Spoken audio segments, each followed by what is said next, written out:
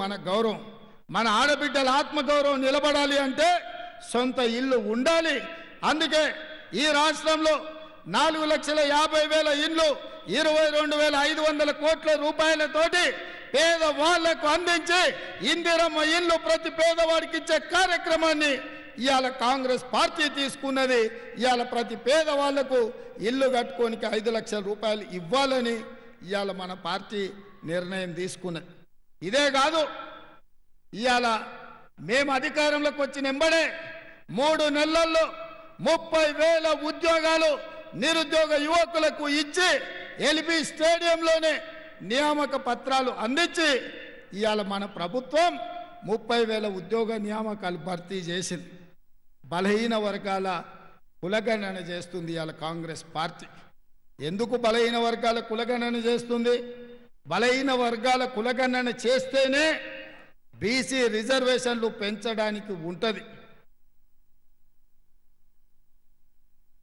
Media మిత్రులారా,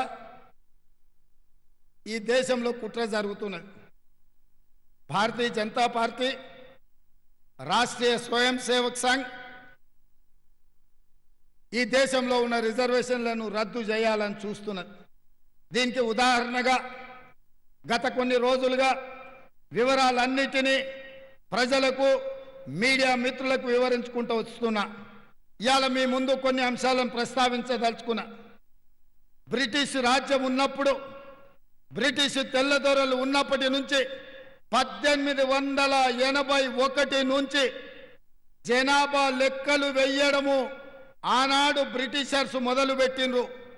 అక్కడి నుంచి ప్రతి 10 సంవత్సరాలకు దేశంలో ఉన్న జనాభా లెక్కగట్టి ఆ దేశం యొక్క జనాభాను ప్రపంచానికి చెప్పే విధానం ఉన్నది. 1881లో మొదలైన ఈ జనాభా లెక్కలు 2021 వరకు, స్వతంత్రం రాకంటే ముందు, స్వతంత్రం వచ్చిన తర్వాత కూడా దేశంలో ఉండే జనాభాను లెక్క